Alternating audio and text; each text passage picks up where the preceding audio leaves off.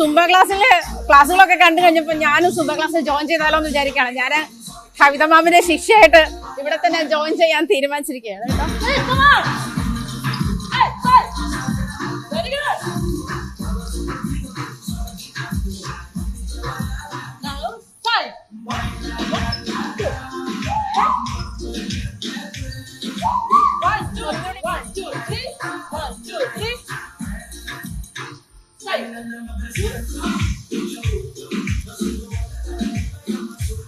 കണ്ടു കാണുമല്ലോ, ഞാൻ ഇപ്പം കൂടെ ജോയിൻ ചെയ്തുള്ളൂ. പക്ഷെ ഒരു 5 മിനിറ്റ് കിതച്ചിട്ട് നിൽക്കാൻ വയ്യ. അപ്പം ഹോൾ ബോഡി എക്സസൈസ് ആണ്, നമുക്ക് മനസ്സിലാവും ലങ്സിലായാലും ബോഡിക്കായാലും ത്രൂ ഔട്ട് മൈൻഡ്ഫുൾ അങ്ങനത്തെ ഒരു എക്സസൈസ്, അങ്ങനത്തെ ഒരു ഫിറ്റ്നസ് ട്രെയിനിങ് ഫോമാറ്റാണ് സൂംബ എന്ന് പറയുന്നത്. നമ്മുടെ ഒപ്പം കുറച്ച് ട്രെയിനേഴ്സ് കൂടെ ഉണ്ട്, രാഖിയുണ്ട്, ആനുണ്ട്, മിഥുനയുണ്ട്. അപ്പോൾ നമുക്ക് ഇവരോടും കൂടി ചോദിക്കാം എന്താണ് നിങ്ങളുടെ ഒരു വലിയ എക്സ്പീരിയൻസ് എന്താണ്? ഭയങ്കര എനർജിയാണ്, വൈബാണ്, നല്ല happy, always happy, stay happy. പുതിയതായി പഠിക്കാൻ പറ്റും. ഇപ്പൊ ഞാൻ ജോയിൻ ചെയ്താൽ കണ്ടില്ലേ, അപ്പൊ കാരണം വെച്ചാൽ മീൻസ് നമ്മൾ സാധാരണ ഡാൻസ് പഠിച്ചു അല്ലെങ്കിൽ ഡാൻസ് വേറെ എന്തെങ്കിലും ഡാൻസ് ഫോം അറിയാമെന്ന് പറഞ്ഞിട്ട് കാര്യമല്ലല്ലോ, കാരണം ഇത് എൻ്റയർലി ഡിഫറെന്റ് ആയിട്ടുള്ള സംഗതിയാണല്ലോ. അപ്പോൾ എങ്ങനെ മാനേജ് ചെയ്യാം ഈ പുതിയ വീട്ടിലിരിക്കുന്ന ഇപ്പൊ കൂടുതലും ഡാൻസ് ഒന്നും അറിയാതെ അതിന് പ്രാക്ടീസ് മേക്സ് പെർഫെക്ഷൻ ആണ്. അറിയണം. നമ്മുടെ ക്ലയൻസ് നമ്മുടെ ഇവിടെ ഒന്ന് ചോദിക്കും, ഞങ്ങൾ ഡാൻസ് ഒന്നും പഠിച്ചിട്ടില്ല, ഇത് ഡാൻസ് ഇട്ട് ഒരു ബന്ധമില്ലെന്നുള്ളതാണ് നമുക്ക് ആദ്യം പറയാം. ഇതിപ്പോ ഇന്നിപ്പോ ക്ലാസ്സിൽ ഇപ്പം ഒരു സോങ് ചെയ്തു, നാളെ വരുമ്പോൾ ഓട്ടോമാറ്റിക്കലി ഈ സോങ് പ്ലേ ചെയ്യുമ്പോൾ ഈ മൂവ്മെന്റ് നമ്മുടെ ബോഡിയിലേക്ക് അഡാപ്റ്റ് ആയിക്കൊണ്ടിരിക്കുക. ഒരു 1 വീക്ക് കഴിയുമ്പോഴത്തേനും ന്യൂ കമേഴ്സ് എല്ലാം പെർഫെക്റ്റ് ആയിട്ട് ചെയ്തു. ഇതിൽ നമ്മൾ അവരുടെ സ്റ്റൈല് പെർഫെക്ഷനേക്കാളും ഉപരി അവരെങ്ങനെ അവരുടെ ബോഡിയെ മൂവ് ചെയ്യിക്കണം, അവർക്ക് എങ്ങനെ ഒരു ഫ്ലെക്സിബിലിറ്റി അല്ലെങ്കിൽ സ്റ്റാമിന ക്രിയേറ്റ് ചെയ്യുക, അങ്ങനെയുള്ള ഒരുപാട് സൈഡുകളുണ്ട്. പെർഫെക്ഷൻ എന്ന് പറഞ്ഞാൽ നമ്മൾ അങ്ങനെ നോക്കാറില്ല, കാരണം സ്റ്റെപ്സ് ഇപ്പം എല്ലാവർക്കും അത്രയും നമ്മൾ ചെയ്യണ പെർഫെക്റ്റ് ആയി ചെയ്യണമെന്നില്ല. പക്ഷേ അവർ ബോഡി മൂവ്മെന്റ് ചെയ്യിക്കുക, അവരെ 1 അവർ നല്ലോണം സ്വെറ്റാക്കി വിടുക, അതാണ് നമ്മളുടെ ഒരു ഇത്. രാഖിക്ക് എന്താ പറയാനുള്ള? രാഖി ട്രെയിനിങ് കൊടുക്കുന്ന ആളാണ്, ട്രെയിനറാണ്.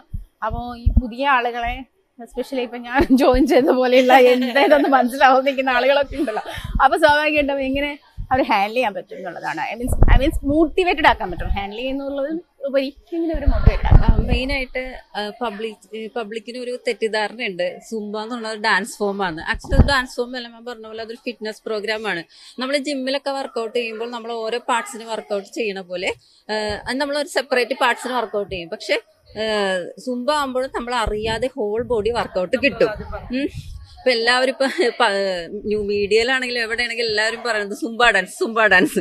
അത് ആക്ച്വലി സുംബ ഡാൻസ് അല്ല, ഫിറ്റ്നസ് ഫോർമാറ്റ് ആണ്. അത് തന്നെ ആദ്യം മാറ്റണം. ജനങ്ങൾക്ക് അങ്ങനെ ഒരു തെറ്റിദ്ധാരണ ഉണ്ട്, ഇതൊരു ഡാൻസ് ഫോം ആണോ. അപ്പൊ പലവരും നമ്മളെ വിളിച്ചിട്ട് ക്ലയൻസ് പുതിയ എൻക്വയറീസ് വരുമ്പോ അവർ ചോദിക്കും, എനിക്ക് ഡാൻസ് അറിയില്ല, എനിക്ക് വന്നിട്ട് ജോയിൻ ചെയ്യാൻ പറ്റുമോ, അങ്ങനെയുള്ള ചോദ്യങ്ങളൊക്കെ വരാറുണ്ട്. അപ്പൊ അവര് വന്നു കഴിയുമ്പോൾ ഓർക്കും. അപ്പൊ നമ്മൾ തോന്നുന്നത് ഒരു ഫോമും അറിയാത്ത ആളുകളെ ആണ് ട്രെയിൻ ചെയ്യാൻ എളുപ്പം. അതെ അതെ അതെ അതെ, നമുക്ക് ബേസ് കറക്റ്റ് ആയിട്ട് പറഞ്ഞു കൊടുക്കാം, അവർ ചെയ്തു, അവർക്ക് വലിയ പ്രശ്നങ്ങളില്ല. ഈ ഡൗട്ട് അടിക്കുന്ന ആളുകൾ നമ്മൾ പറയും ഒരു ട്രയൽ ക്ലാസ് നിങ്ങൾ വന്നു കഴിയുമ്പോൾ നിങ്ങൾക്ക് എന്താണ് ഫീൽ ചെയ്യണേന്ന് നോക്കാം. അപ്പൊ അവർക്ക് മനസ്സിലാവും ഇതിപ്പോ ഡാൻസ് അറിയണ ഒരാൾക്ക് ചെയ്യാൻ, ഇത് ആക്ച്വലി ഡാൻസ് അല്ലല്ലോ, ഒരു ഫിറ്റ്നസ് ഫോം അല്ലേ. അപ്പോൾ വന്നു കഴിയുമ്പോൾ അവർ ഓൾറെഡി റെഡി, ഓട്ടോമാറ്റിക്കലി അത് റെഡി ആയിട്ട് വരും. ഇപ്പൊ പറഞ്ഞ പോലെ തന്നെ നമ്മൾ ഒരു സോങ്സ് തന്നെ ഒരു മന്ത് വരെയൊക്കെ ആക്ച്വലി ഈ സോങ്സ് തന്നെ ഇട്ട് ചെയ്യിക്കും.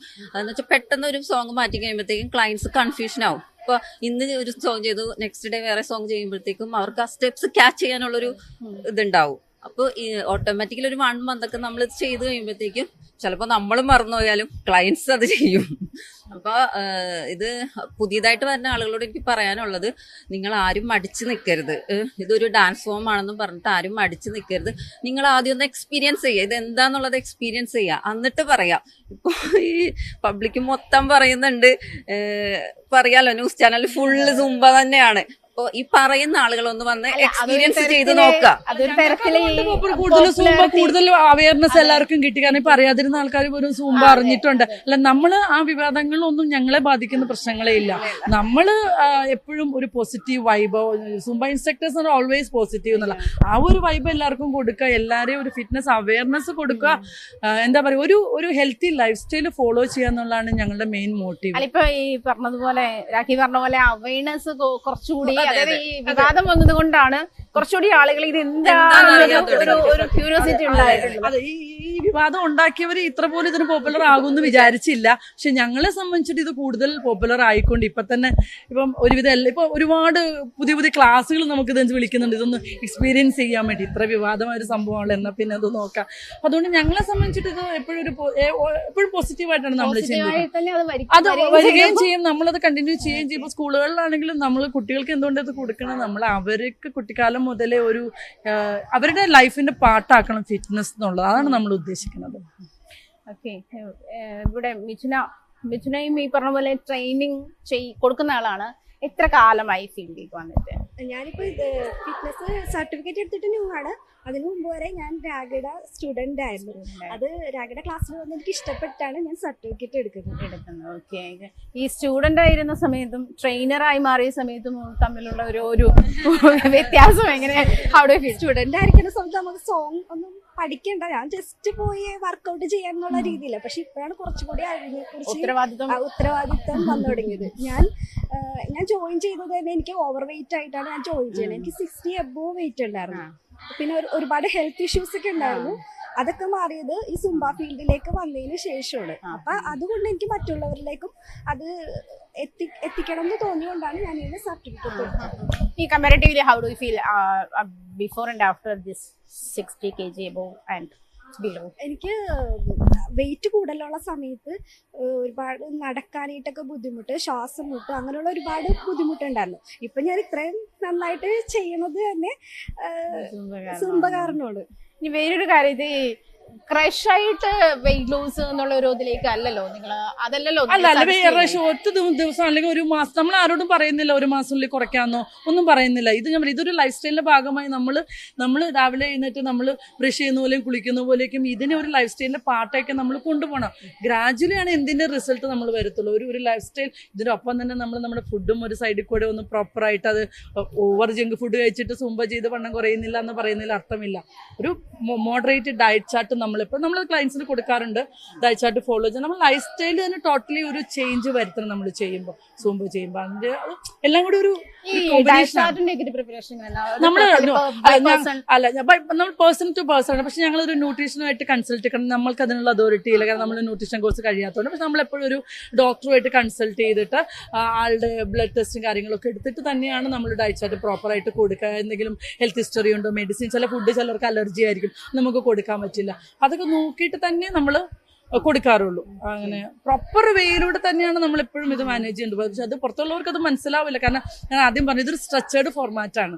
ഇതിന് ഓടി വന്ന ഒരാൾക്ക് പഠിപ്പിച്ച് അങ്ങനെ എടുത്തിട്ട് പോകാൻ പറ്റത്തില്ല. ഒരു കാലറി ഡെഫിസിറ്റ് എന്നുള്ള നിലയിൽ തന്നെ എക്സാക്ട്ലി എല്ലാം നമ്മൾ മെയിൻറ്റെയിൻ ചെയ്യുന്ന പോലെയാണല്ലോ. അപ്പൊ നമ്മൾ ജിമ്മിൽ പോയി വർക്ക്ഔട്ട് ചെയ്താലും ഫുഡ് കൺട്രോൾ ചെയ്തില്ലെങ്കിൽ അതിനൊരു റിസൾട്ട് ഇല്ല. എല്ലാത്തിനും ഒരു വേറെ തരത്തിലുള്ള ഡയറ്റ് ഉണ്ടല്ലോ, ആന്റി ഇൻഫ്ലമേറ്ററി. അത് ഈ പൊതുവെ ഞാൻ ചോദിക്കാം, ആന്റി ഇൻഫ്ലമേറ്ററി ഞാൻ നമ്മളത് ചെയ്യാറില്ല. അതൊക്കെ ഒരു പർപ്പസ്, ഒരു എന്താ പറയാ, അതിന്റെ ഡോക്ടറുടെ സൂപ്പർവിഷൻ കാലിലൊക്കെ നീര് വെക്കുന്ന ആൾക്കാരുണ്ട്. അപ്പം അവർക്കൊക്കെ എങ്ങനെയാണ് സുംബ സജസ്റ്റ് ചെയ്യുന്നത്? മെയിൻലി പറയുവാണെങ്കിൽ നമ്മൾ ഒന്നാമത് നമ്മൾ അങ്ങനെ സ്വെല്ലിംഗ് ഉള്ള ക്ലയൻസ് നമ്മൾ യൂഷ്വലി ഇപ്പൊ നമ്മുടെ അറ്റ് പ്രസന്റ് ക്ലാസ്സുകളിൽ ഇല്ല. പിന്നെ അഥവാ നമ്മൾ അങ്ങനെ ഉണ്ടെങ്കിൽ തന്നെ നമ്മൾ അവരുടെ ഡോക്ടർ എന്താണ് അവരോട് പറഞ്ഞിരിക്കുന്നത്. കാരണം എപ്പോഴും അങ്ങനെ ഒരു ക്ലയന്റ് നമ്മളെ വിളിക്കുമ്പോൾ നമ്മൾ ചോദിക്കും, നിങ്ങളുടെ ഡോക്ടറെ അടുത്ത് കൺസൾട്ട് ചെയ്യൂ, ഇത് ചെയ്യാൻ പറ്റുമോ എന്നുള്ളത്. ചെയ്യാൻ പറ്റുന്നുണ്ടെങ്കിൽ പിന്നെ നമുക്ക് പ്രശ്നമില്ല. അവരോട് അധികം jumping jerky movements, high intensity movements അത് ഒഴിവാക്കാൻ നമ്മൾ പറഞ്ഞ് സ്ലോ ആയിട്ട് സ്റ്റാർട്ട് ചെയ്യുക. പതുക്കെ ഗ്രാജുവലി അവരുടെ ഇന്റൻസിറ്റി ലെവൽ നമുക്ക് കൂട്ടിക്കൊണ്ട് എല്ലാം നമ്മൾ മെഡിക്കൽ ഹിസ്റ്ററിയും കൂടി നോക്കിയിട്ട് നമ്മൾ ചാടി ഇപ്പോൾ ഡെലിവറി കഴിഞ്ഞിട്ടുള്ള സിസേറിയൻ ഒരു 6 months വരെ നമ്മളിത് ചെയ്യാൻ സമ്മതിക്കില്ല. അങ്ങനെ എല്ലാത്തിനും ഒരു ഇതുണ്ട്. സർജറിക്കാണ് ഇൻഫ്ലമേഷൻസ് ഒക്കെ ഉണ്ടാകുന്ന ഒരുപാട് കാരണങ്ങൾ ഉണ്ടാവുമല്ലോ. അപ്പൊ മുട്ടുവേദന എന്ന് പറയുമ്പോൾ തന്നെ മുട്ടിന് തേയ്മാനം ഉള്ളത് കൊണ്ടാണെന്നില്ല. നമ്മുടെ കാഫ് മസിൽസിന് പ്രോബ്ലം ഉണ്ടെങ്കിലും നമുക്ക് ഹിപ്പിൽ വേദന വരെ, മുട്ട് വരെ, അത് ശരിക്കും മുട്ടുവേദന എന്ന് പറയുമ്പോൾ ഒരുപാട് ഫാക്ടേഴ്സ് ഇൻക്ലൂഡ് ചെയ്ത് ഏതാണെന്നുള്ളത് നമ്മൾ ഐഡന്റിഫൈ ചെയ്യണം. ചില മുട്ടുവേദനകൾക്ക് നമുക്കിത് ചെയ്യാൻ പാടില്ല. അപ്പൊ അങ്ങനെയുള്ള നമ്മളത് ചെയ്യിക്കില്ല. എന്നാൽ ചില ഡോക്ടേഴ്സ് ഇപ്പൊ പറയുമ്പോൾ ഇത് സൈഡിൽ കൂടി ഇത് ചെയ്തോളൂ എന്നിട്ട് നമുക്ക് നോക്കാമെന്ന് പറയുന്നതും ഉണ്ട്. ഡിപ്പെൻസ്, ഈച്ച് പേഴ്സന്റെ ബോഡി സ്ട്രക്ചർ ഡിപ്പെൻസ് ആണല്ലോ, അതനുസരിച്ചിട്ടായിരിക്കും നമ്മൾ സജസ്റ്റ്. ഒരു എബോവ് 35 ഒക്കെ കഴിഞ്ഞാൽ യൂഷ്വലി സ്ത്രീകൾക്ക് ഉണ്ടാകുന്ന പ്രശ്നമാണ് ഫ്ലെക്സിബിലിറ്റി ഭയങ്കരമായിട്ട്. ഞാൻ പറഞ്ഞ any kind of dance form അത് ലേഡീസിന്റെ ഒരു ഫ്ലെക്സിബിലിറ്റിയെ സഹായിക്കാറുണ്ട്. ഒരു പെട്ടെന്ന് കുനിഞ്ഞൊരു സാധനം എടുക്കുക, അതല്ലെങ്കിൽ വെയിറ്റ് എടുക്കുക, അതല്ലെങ്കിൽ സ്റ്റെയർ കയറുക, അങ്ങനത്തെ കുറെ കാര്യങ്ങളുണ്ടല്ലോ. പെട്ടെന്ന് നിലത്ത് ഇരിക്കുന്ന പല പോസ്ചറിൽ ഇരിക്കുകയാണല്ലോ നമുക്ക്, അതൊക്കെ മെയിൻറ്റെയിൻ ചെയ്യാൻ സൂംബ സഹായിക്കാറുണ്ട്. പിന്നെ ഇപ്പോ ഞാൻ നേരത്തെ പറഞ്ഞ പോലെ എന്ത് ഹോൾ ബോഡി വർക്കൗട്ടാണ്. ഇപ്പൊ നമ്മള് ലെഗ് ആണെങ്കിലും ഹാൻഡ് ആണെങ്കിലും എല്ലാം നമുക്ക് വർക്കൗട്ട് കിട്ടണ്ട. അപ്പോൾ അത് കഴിഞ്ഞ് നമ്മള് സുംബയ്ക്ക് ഒരു ഫോർമാറ്റ് ഉണ്ട്. ഫസ്റ്റ് വാമപ്പ്, അത് കഴിഞ്ഞ് കാർഡിയോ, ലാസ്റ്റ് ഒരു സ്ട്രെച്ചിങ് സെക്ഷനും ഉണ്ട്. ഇപ്പൊ നമ്മളുടെ ബോഡി ഒക്കെ സ്ട്രെച്ചിങ് ആവുകയാണ്. ഇപ്പൊ മസിൽസ് ഒക്കെ പിടിച്ചിട്ടുണ്ടെങ്കിൽ അതൊക്കെ സ്ട്രെച്ച് ആക്കിയിട്ടാണ് നമ്മളൊരു ക്ലയന്റിന് നമ്മുടെ ക്ലാസ്സിൽ നിന്ന് പുറത്തേക്ക് വിടുന്നത്. അപ്പൊ പിന്നെ ഈ ഫ്ലെക്സിബിലിറ്റി കൂടുതലേ ഉള്ളൂ. ബോഡി സ്ട്രെച്ച് ആകുമ്പോഴത്തേക്കും ഫ്ലെക്സിബിലിറ്റി കൂടുതലേ ഉള്ളൂ. അപ്പോൾ സുംബ ചെയ്യുന്നത് ഏത് സൈഡിൽ നിന്ന് നോക്കിയാലും സുംബ ചെയ്യുന്നത് നമുക്ക് ബെനിഫിറ്റ് തന്നെയാണ്. ഒരുപാട് തരത്തിലുള്ള എയ്റോബിക്സ് ഫോംസ് മിക്സഡ് ഇതാണോ, സുംബ എൻറ്റയർലി ഡിഫറെന്റ് ആയിട്ടുള്ള ഒരു എയ്റോബിക് ഫോം ആണോ?